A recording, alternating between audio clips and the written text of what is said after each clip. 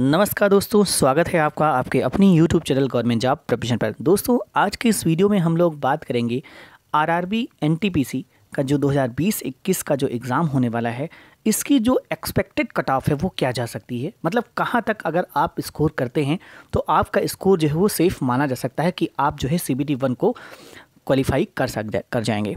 तो दोस्तों, यहाँ पर कट ऑफ को जानने के लिए हमें कुछ फैक्टर्स पहले से जानने होते हैं। अगर हमें कट ऑफ के बारे में जानकारी है तो कुछ फैक्टर्स पर डिपेंड करता है कट ऑफ।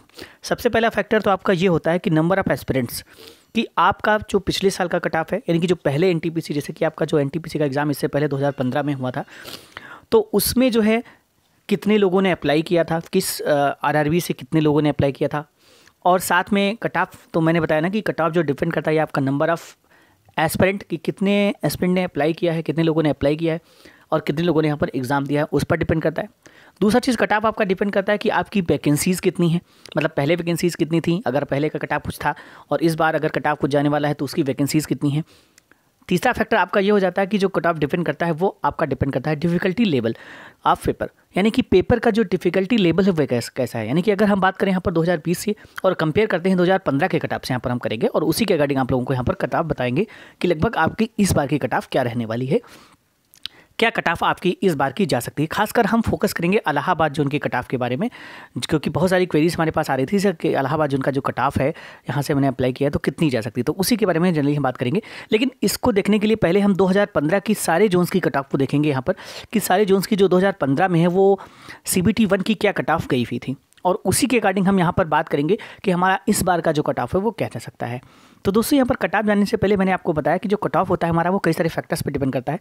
अगर हम यहाँ पर कंपेयर करते हैं 2015 की कट ऑफ से 2020 की कट ऑफ क्या रहने वाली है, उससे कंपेयर करके हम अपनी कट ऑफ को अगर देखने की कोशिश करते हैं तो यहाँ पर कई सारे फैक्टर्स हैं। पहली बात तो ये कि 2015 में कितनी वैकेंसीज थी और इस बार कितनी वैकेंसीज है, तो नंबर ऑफ वैकेंसीज पर डिपेंड करता है। दूसरी चीज़ ये कि 2015 में कितने लोगों ने अप्लाई किया था और इस बार कितने लोगों ने अप्लाई किया है, इस पर भी डिपेंड करता है। तीसरी चीज़ आपका डिपेंड करता है कि 2015 का जो पेपर का पैटर्न था वो कैसा था, उसका लेवल कैसा था, डिफ़िकल्टी लेवल उसका कैसा था, और इस बार डिफ़िकल्टी लेवल क्या रह सकता है। तो इन सारे फैक्टर्स पर जो हमारा कट ऑफ डिपेंड करता है। तो दोस्तों, सबसे पहले तो हम बात करेंगे यहाँ पर कि जो हमारा कट ऑफ एनटीपीसी 2015 का कट ऑफ वो कितना गया हुआ था।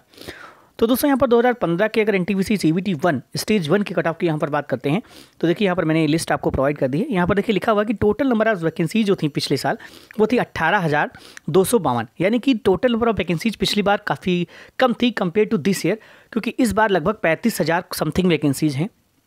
तो मान सकते हैं कि जस्ट डबल वैकेंसीज लगभग यहाँ पर हैं इस बार की, और पिछले साल जो वैकेंसीज थी वो 18,000 थी, जिसमें से शायद बाद में कुछ कम हुई थी। तो इस तरह से यहाँ पर कहा जा सकता है कि जो वैकेंसी का फैक्टर है वो इस बार प्लस में जाता है, क्योंकि वैकेंसी जो है इस बार पिछले साल से ज़्यादा है।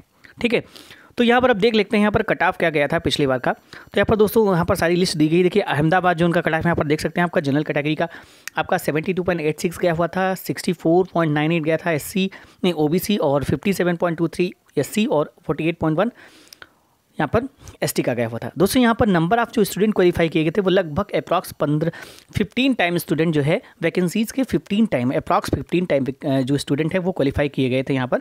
तो इस तरह से 17,748 यहाँ पर स्टूडेंट अहमदाबाद जोन से पास हुए थे। इसी तरह से आप यहाँ पर अजमेर के बारे में देख सकते हैं। इसी तरह से आप बात करेंगे मेन जो हमारा कट ऑफ देखेंगे इलाहाबाद जोन के बारे में, तो इसके बारे में हम मेन बात करेंगे। तो दोस्तों, इलाहाबाद जोन की जो कट ऑफ थी 2015 में वो गई हुई थी 77.49, ये आपका जनरल कैटेगरी का कट ऑफ था। दोस्तों, यहाँ पर एक चीज़ और ध्यान में रखिएगा, ये जो कट ऑफ है 77.49, ये आपका जो कट ऑफ है ये आपका रॉ मार्क्स पे नहीं है, यानी कि आपने कितने क्वेश्चन अटेम्प्ट किए हैं, कितने सही किए हैं, वो सही नंबर नहीं है दिखाता है। ये आपका नॉर्मलाइज्ड स्कोर बताता है कि आपका जो नॉर्मलाइज्ड स्कोर है वह क्या गया हुआ है। तो नॉर्मलाइज स्कोर के बारे में ये जानकारी देता है। तो दोस्तों, यहाँ पर आपके रॉ मार्क्स अगर आपके 65 to 70 अगर मार्क्स आ रहे हैं, तो 70 अगर मार्क्स के आसपास अगर रॉ मार्क्स हैं आपके, रॉ मार्क्स का मतलब आपने अगर 70 क्वेश्चंस आपने अगर एग्जाम में सही किए हैं तो आप यहाँ पर 77.49 मार्क्स गेन कर सकते हैं, क्योंकि यहाँ पर नॉर्मलाइज स्कोर आपका थोड़ा ज़्यादा हो जाता है। ये डिपेंड करता है आपका कि पेपर का डिफिकल्टी लेवल कैसा है, क्योंकि नॉर्मलाइज स्कोर जो होता है कभी कभी ऐसा होता है कि हम जो करते हैं उससे कम नंबर आ जाते हैं, कभी कभी ऐसा होता है कि हम जो क्वेश्चन सही करते हैं उससे ज़्यादा काफ़ी ज़्यादा नंबर हो जाते हैं। तो वो आपका डिपेंड करता है कि आपके पेपर का डिफिकल्टी कैसा था। अगर आपका पेपर टफ आया हुआ है तो आपके मार्क्स बढ़ जाते हैं, अगर आपका पेपर ईजी था तो आपके मार्क्स नहीं बढ़ते हैं। तो ये सारी चीज़ें यहाँ पर फैक्टर्स होते हैं जो नॉर्मलाइज स्कोर में वर्क करते हैं। तो यहाँ पर ये नॉर्मलाइज स्कोर की बात की जा रही है। तो दोस्तों यहाँ पर देखिए 77 जो है वो जनरल कैटेगरी का आपका इलाहाबाद का कट ऑफ गया हुआ था और 70.47 आपका गया हुआ था ओबीसी का कट ऑफ। अगर यहाँ पर बात करते हैं कि एससी का कट ऑफ तो 62.85 गया हुआ था और 47.02 कट ऑफ गया हुआ था एसटी का।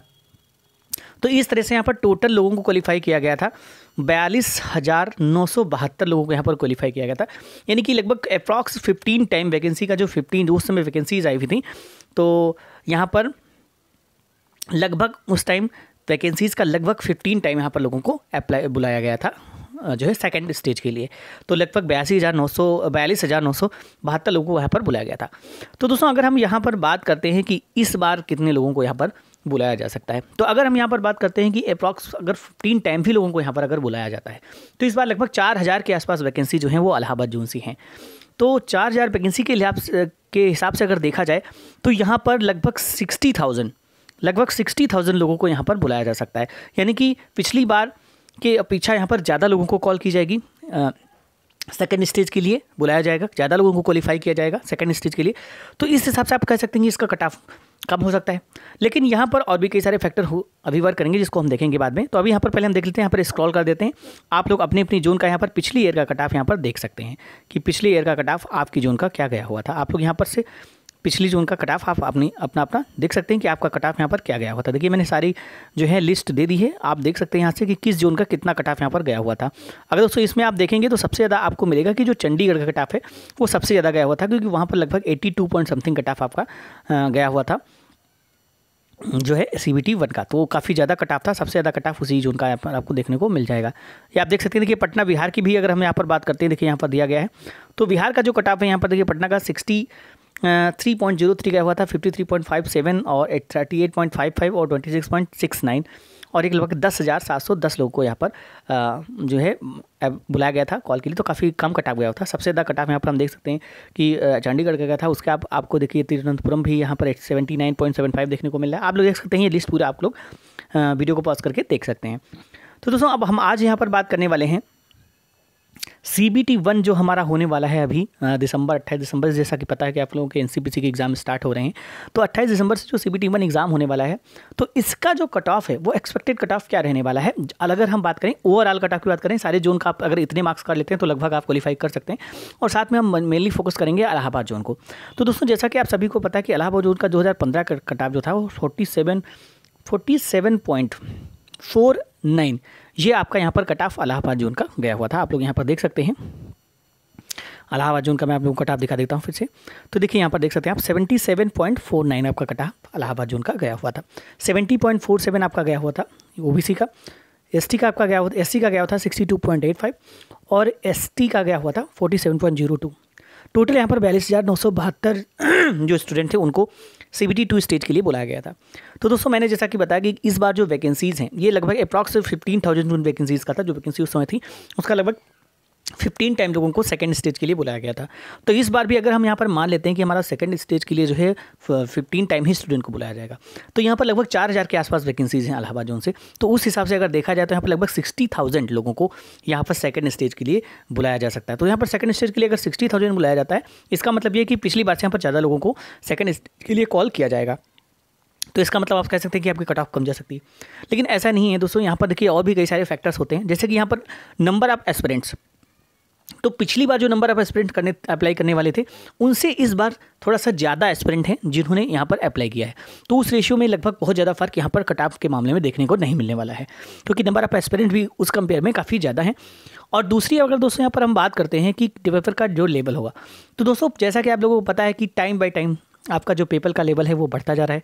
मतलब पहले पेपर थोड़ा इजी आया करते थे, धीरे धीरे जैसे जैसे आपका समय बढ़ता जा रहा है पेपर का जो पैटर्न है वो भी बदल रहा है। कुछ जो है चीज़ें इधर उधर से आ रही हैं और साथ में आपका पेपर का जो लेवल है वो थोड़ा सा इम्प्रूव्ड लेवल हर साल देखने को यहाँ पर मिलते हैं। तो जैसे वो 2015 की बात थी और यहाँ पर हम बात करें 2020 की, तो जाहिर सी बात है कि यहाँ पर आपका जो पेपर का थोड़ा सा लेवल आपको उससे ज़्यादा अच्छा मिल सकता है देखने को। तो यहाँ पर और मैं आप लोगों से यही कहूँगी ज़्यादातर आप जनरल साइंस पर फोकस करें करंट अफेयर्स पर ज़्यादा फोकस करें। जीएस देखिए बहुत ब्रॉड है, बहुत वास्ट सिलेबस है, उसको जो है पढ़ें, लेकिन लूसेंट वूसेंट से पढ़ सकते हैं, बहुत ज़्यादा डीप में उसको पढ़ने की ज़रूरत नहीं है। स्टैटिक जीके पर ध्यान दें, थोड़ा सा करंट अफेयर्स को अच्छे से पढ़ें और उससे रिलेटेड जो स्टैटिक जीके है उस पर ज़्यादा ध्यान दें। साथ में आपको जनरल अवेयरनेस में आपको जो है जनरल साइंस पर विशेष ध्यान दें, क्योंकि जनरल साइंस से इसमें क्वेश्चन काफ़ी अच्छे पूछे जाते हैं, क्योंकि थोड़ा सा बेसिक क्वेश्चन पूछ लिए जाते हैं, फंडामेंटल क्वेश्चन यहाँ पर पूछ लिए जाते हैं, जो आपके थोड़ा सा समझ पर डिपेंड करते हैं। तो इस तरह से यहाँ पर आप लोगों को तैयारी यहाँ पर करते रहना है आपकी। तो ये दोस्तों यहाँ पर जो बात हमने की कि यहाँ पर पिछली बार कितना गया था 77, और इस बार वैकेंसीज ज़्यादा हैं, लेकिन उस हिसाब से आपके नंबर ऑफ एस्पिरेंट भी ज़्यादा हैं। यहाँ पर पेपर का लेवल भी उससे थोड़ा सा अच्छा आ सकता है। तीसरी चीज़ अगर यहाँ पर हम बात करते हैं तो यहाँ पर बुलाया जाना है 60,000 लाख के आसपास लगभग स्टूडेंट को, क्योंकि 15 टाइम बुलाया जाना है। तो ये सारे फैक्टर्स हैं, लेकिन यहाँ पर कट ऑफ में क्यों ज़्यादा फर्क नहीं पड़ने वाला, जैसा कि मैंने बताया कि अगर हम यहाँ पर नंबर ऑफ वैकेंसी ज़्यादा है तो उसी हिसाब से नंबर ऑफ एस्पिरेंट भी ज़्यादा हो गए। और यहाँ पर दूसरी चीज़ ये हो सकती है कि एग्जाम का जो लेवल है वो भी थोड़ा सा इम्प्रूव हो सकता है। तो इन सारे फैक्टरों की वजह से यहाँ पर कट ऑफ में बहुत ज़्यादा फर्क आपको देखने को नहीं मिलेगा। तो दोस्तों अगर हम यहाँ पर बात अब कर लेते हैं कि आपका कट ऑफ कितना जा सकता है इस बार, तो अगर मैं यहाँ पर रॉ मार्क्स की आपकी बात करता हूँ कि आपने रॉ मार्क्स, ये तो आपका जो कि नॉर्मलाइज्ड स्कोर है, ये रॉ मार्क्स नहीं है। तो हम बात करेंगे यहाँ पर कि कितने तक अगर आप यहाँ पर अटेम्प्ट कर लेते हैं क्वेश्चंस, मतलब सही क्वेश्चन कर लेते हैं, नेगेटिव मार्किंग की बात, अगर आपके इतने क्वेश्चन सही निकलते हैं तो आप यहाँ पर मान सकते हैं कि आपका CBT 1 बहुत अच्छे से क्वालिफाई हो जाएगा। तो अगर मैं यहाँ पर बात करता हूँ तो अगर आप जनरल कैटेगरी में बिलोंग करते हैं तो आपको यहाँ पर 70 के आसपास 70+ आपको रॉ मार्क्स लाने हैं। 70+ रॉ मार्क्स का मतलब ये होगा कि आपको नेगेटिव मार्किंग करने के बाद 100 में 70+ मार्क्स आपको लाने हैं। अगर आप इतने मार्क्स ले आते हैं तो 100% मैं बोल सकता हूँ कि आप जो है CBT 1 को क्वालिफाई कर जाएंगे, अगर आप जनरल कैटेगरी से बिलोंग करते हैं तो।